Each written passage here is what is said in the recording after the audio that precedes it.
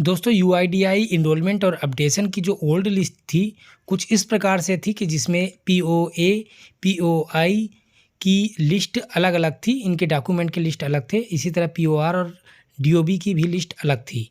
लेकिन जो अभी रिसेंट में न्यू यूआईडीआई के डॉक्यूमेंट की जो लिस्ट आई है, जिसे यूआईडीआई ने 26 जनवरी 2023 में रिलीज किया है, हम आपको इसे थोड़ा इनलार्ज करके दिखा रहे हैं। यहाँ पर आप देख सकते हैं कि इसकी डेट 26 जनवरी 2023 लिखी हुई है। ये list of acceptable supporting document है 0 to 5 year child Aadhaar enrolment के लिए। तो यहाँ पर आप देख सकते हैं कि ये head of family based enrolment है। इसमें बर्थ सर्टिफिकेट को ही पीओआर यानी कि प्रूफ ऑफ रिलेशनशिप जिसके साथ एड्रेस होता है, साथ में प्रूफ ऑफ बर्थ के लिए यूज किया जाएगा। साथ ही ऐसे चिल्ड्रन जो आउटसाइड ऑफ इंडिया बॉर्न हुए हैं उनके लिए इंडियन या फॉरेन पासपोर्ट, और नेपाल या भूटान के जो चिल्ड्रन हैं उनके लिए भी पासपोर्ट या वहाँ का रेजिडेंस सर्टिफिकेट पीओआई और पीओए में यूज किया जाएगा। ऐसे अनाथ चिल्ड्रन जिनका जन्म हॉस्पिटल या ग्राम पंचायत में नहीं होता, जो अनाथ होते हैं, उनके लिए जिस संस्था में है वो warden matron head of institution, उनका जो यूआईडीआई स्टैंडर्ड में जो फॉर्मेट होता है उसका डॉक्यूमेंट यूज होता है। ठीक इसी तरह अब 5 ईयर जो चिल्ड्रन हैं उनके एनरोलमेंट की लिस्ट यहाँ पर दी हुई है, आप देख सकते हैं। और इसी तरह अबव 5 ईयर भी जो लिस्ट ऑफ एक्सेप्टेबल डॉक्यूमेंट है आप लिस्ट देख सकते हैं। यहाँ पर हम मेनली डिस्कस करेंगे जो list of acceptable supporting document all age group के लिए है, जिन्हें आधार को अपडेशन कराने की आवश्यकता होती है, चाहे वो नेम, एड्रेस, रिलेशनशिप या बर्थ में किसी प्रकार का चेंज चाहते हैं।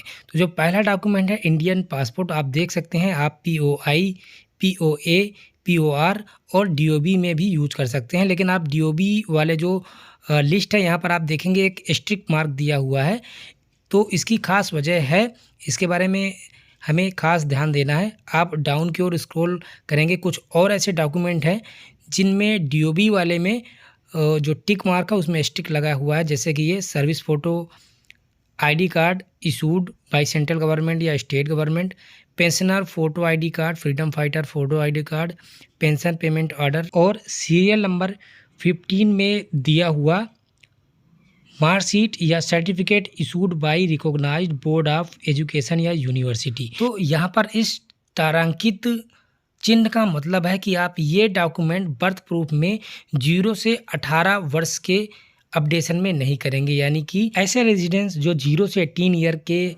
बीच के हैं और जिनके आधार में डीओबी आपको करेक्शन या अपडेट करना है, तो आप सिर्फ बर्थ सर्टिफिकेट का यूज़ करेंगे। जो ये एक्स्ट्रिक्ट मार्क वाले डॉक्यूमेंट है वो 18 अबव के रेजिडेंट्स में आप डीओबी के अपडेशन में यूज कर पाएंगे। ठीक इसी तरह हमारा लिस्ट का दूसरा इम्पोर्टेंट डॉक्यूमेंट पैन कार्ड, जिसका यूज करके हम अपने रेसिडेंस का नेम और डेट ऑफ बर्थ चेंज कर सकते थे। तो आप देख सकते हैं कि अब इस पैन कार्ड के माध्यम से हम सिर्फ रेजिडेंस का नेम ही चेंज कर पाएंगे। इसी तरह हम राशन कार्ड से आईडी प्रूफ के रूप में, यानी कि हम नेम करेक्ट कर सकेंगे, रिलेशनशिप और एड्रेस प्रूफ के रूप में यूज कर पाएंगे।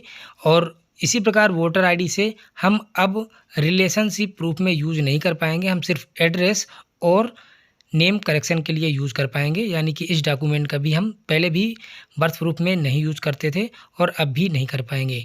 इसी तरह ड्राइविंग लाइसेंस का, जैसे कि हम पहले इसमें एड्रेस प्रूफ में यूज़ कर पाते थे, लेकिन अब सिर्फ हम इसके यूज़ से केवल नेम करेक्शन के लिए ही यूज़ कर पाएंगे।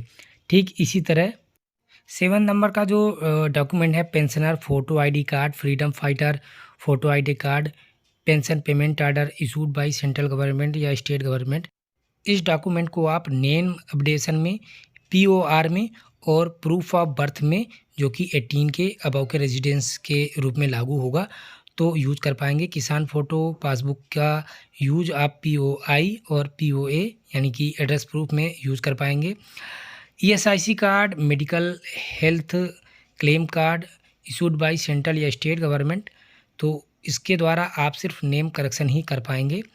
डिसेबिलिटी आईडी कार्ड या यूडी आईडी कार्ड हम जिसे कहते हैं, नेम और एड्रेस करेक्शन के लिए यूज कर पाएंगे।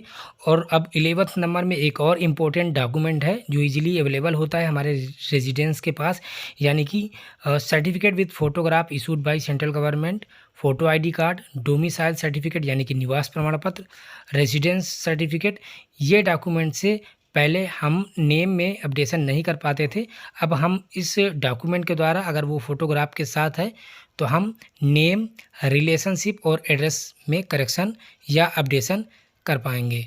हालांकि इसका यूज हम प्रूफ ऑफ बर्थ में नहीं कर पाएंगे।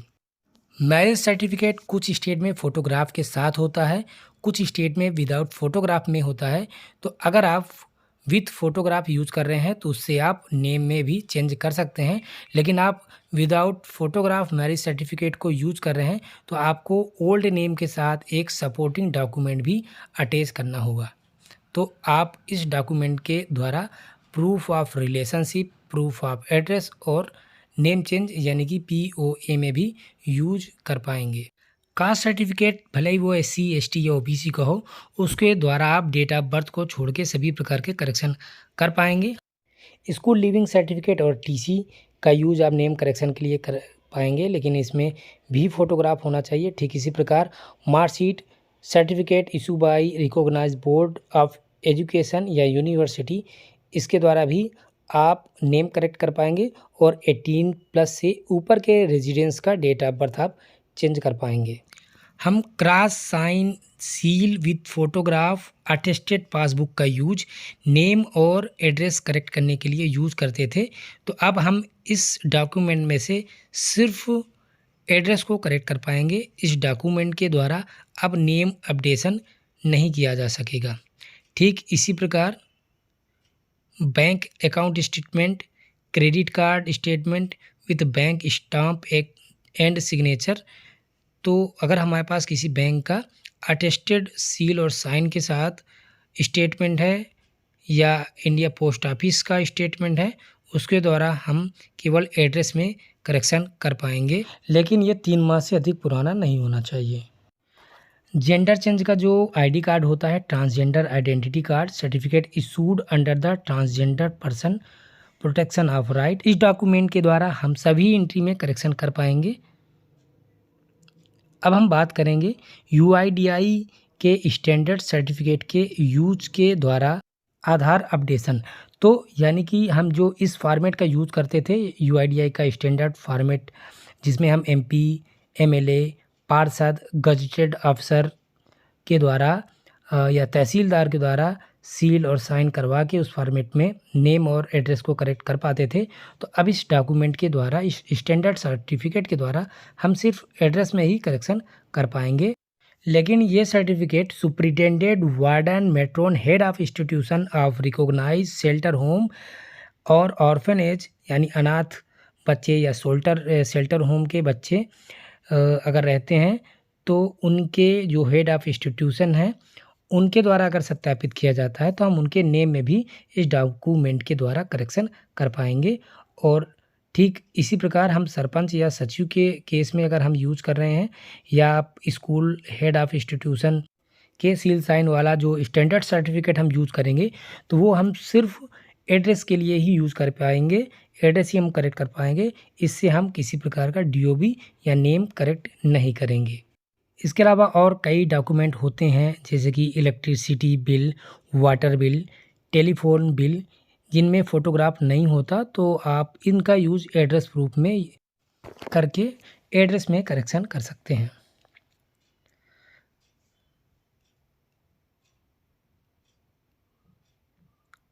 तो यहाँ पर हमारा जो एक लाइफ इंश्योरेंस पॉलिसी है उसमें भी हम करेक्शन कर सकते हैं, उसके द्वारा एड्रेस करेक्ट कर सकते हैं। और जो बर्थ सर्टिफिकेट है उसके द्वारा आप रिलेशनशिप और बर्थ करेक्शन में यूज़ कर पाएंगे। आप किसी भी एज ग्रुप में या न्यू एनरोलमेंट में, बिलो 18 या आफ्टर 18, हर वर्ग के जो रेजिडेंट्स है आप इस डॉक्यूमेंट का यूज़ करके बर्थ में इजीली करेक्शन कर पाएंगे। अब हमें कुछ दिन पहले ही एक नया फॉर्मेट मिला था, self declaration from the head of family certifying the relationship with the residence residing at home same, यानी कि इस सेल्फ सर्टिफिकेट का यूज करके आप किसी नवविवाहिता के आधार में उसके पति का पता और उसका रिलेशन, साथ ही किसी गार्जियन के आधार का पता उनके बच्चों में आप आसानी से कर सकते हैं। और जब हम इस सर्टिफिकेट को यूज़ करते हैं तो जिसका एड्रेस हमें नए आधार पे कैप्चर करना होता है, तो उस सर्टिफिकेट में उसका साइन, साथ ही उसका बायोमेट्रिक भी लेना पड़ता है। तो चलिए हम देखते हैं कि किस तरह से वो सर्टिफिकेट को हमें फिल करना है। तो आप देख सकते हैं कुछ इस तरह से ये सेल्फ डिक्लेरेशन फॉर्म है जो हेड ऑफ़ फैमिली द्वारा एड्रेस शेयर करने के लिए यूज होता है अपने किसी भी फैमिली मेम्बर के साथ। तो जो ये ऊपर वाला हिस्सा है उसमें उसकी डिटेल फिल करेंगे जिसका हमें एड्रेस अपने नए आधार में कैप्चर करना है। जैसे कि अगर हम पत्नी के आधार में करेक्शन करना चाहते हैं तो यहाँ पर पति की डिटेल आएगी। ठीक इसी प्रकार किसी बच्चे के आधार या रिलेशनशिप में अपडेशन करना चाहते हैं तो यहाँ पर उनके फादर या मदर की डिटेल आएगी। यहाँ पर आप नेम, एड्रेस, पिन कोड के साथ और आधार नंबर को फिल करेंगे। अब यहाँ पर आप उसकी डिटेल भरेंगे जिसका आप आधार अपडेशन करना चाहते हैं। यहाँ ऊपर वाले से उसका क्या संबंध है, जिसकी डिटेल आपने ऊपर दी है वो उनके पति हैं या फादर हैं। यहाँ आप स्पेसिफाई करेंगे कि फ़ला आदमी जिनका आधार नंबर ये है उनका मेरे से ये रिलेशन है। आप यहाँ पर उनका एड्रेस, उसकी आधार नंबर और उनका नेम फिल कर देंगे। उसके बाद अगेन उसका नाम आप यहाँ पर लिखेंगे कि मैं इनके आधार में अपना एड्रेस शेयर करने की अनुमति देता हूँ। फिर यहाँ पर तीसरे नंबर पे भी आप उसी का नाम लिखेंगे जिसका आप आधार अपडेट कर रहे हैं, जिसमें अभी तक यहाँ पर सहमति देगा कि इसका और मेरा पता सेम है, जिसमें मैं अपना पता शेयर करने की अनुमति देता हूँ। अगर किसी प्रकार की त्रुटि या फॉल्स पाया जाता है तो मेरा और इनका आधार डीएक्टिवेट कर दिया जा सकता है और मुझ पर किसी भी प्रकार का लीगल एक्शन किया जा सकता है आधार एक्ट 2016 के अनुसार। यानी कि अभिभावक या पति की डिटेल सबसे आप ऊपर ही लिखेंगे और ठीक नीचे आपको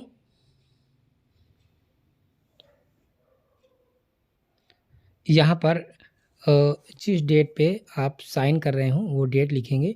डेट 3 माह से पुरानी ना हो और नेम और सिग्नेचर लिखना होगा जिस head of family self declaration ले रहे हैं। उसके बाद नीचे कुछ इम्पोर्टेंट नोट्स भी दिए हुए हैं। जैसा कि हमने बताया कि 0 से 18 ईयर के रेसिडेंस में अगर हम डेट ऑफ बर्थ में चेंज करते हैं तो यहाँ पर बर्थ सर्टिफिकेट मैंडेटरी होगा और हमें बर्थ सर्टिफिकेट ही अपलोड करना होगा। कोई भी डॉक्यूमेंट हम नेम चेंज करने के लिए अगर लगा रहे हैं पीओआई में तो वो नेम और फोटोग्राफ उसमें होना रेजिडेंस का आवश्यक है। ठीक इसी प्रकार अगर हम एड्रेस चेंज करना चाहते हैं तो उसका नेम और उसका रेजिडेंस का पता भी उस पर होना चाहिए। और ऐसा डॉक्यूमेंट जिसे हम पीओआई, पीओए और पीओबी में यूज़ कर रहे हैं तो उस पर नेम, फ़ोटोग्राफ, एड्रेस सारा कुछ विथ फ़ोटोग्राफ होना चाहिए। और ऐसा डॉक्यूमेंट नहीं होना चाहिए जो उसके फैमिली मेम्बर का हो। फैमिली मेम्बर का डॉक्यूमेंट एनरोलमेंट या अपडेशन के लिए कंसीडर नहीं होगा। इसी तरह कई प्रकार की यहाँ पर आप नोटिस देख सकते हैं। जैसे कि इन केस आप 0 to 5 ईयर अगर बच्चे का आधार है जिसमें नेम बेबी आप उनके माता या पिता का नाम लिखा है तो ऐसे आधार में सबसे पहले आपको बेबी का नेम चेंज करना होगा। सबसे पहले आपको नेम को अपडेशन कराना होगा। और ये सारे डॉक्यूमेंट जो भी आप आधार के लिए लगाएंगे तो वो ओरिजिनल डॉक्यूमेंट ही होने चाहिए। आपको ओरिजिनल डॉक्यूमेंट ही स्कैन करना है। तो रेजिडेंस को ये इन्फॉर्म करना है कि ओरिजिनल डॉक्यूमेंट लाना है क्योंकि हम स्कैन करके उसे वापस कर देते हैं। तो दोस्तों आई होप कि ये वीडियो आपको पसंद आया होगा। वीडियो को लाइक, चैनल को सब्सक्राइब और अपने दोस्तों के बीच शेयर करना मत भूलें। मैं फिर मिलता हूँ किसी नए टॉपिक के साथ। आपका दिन शुभ रहे। धन्यवाद।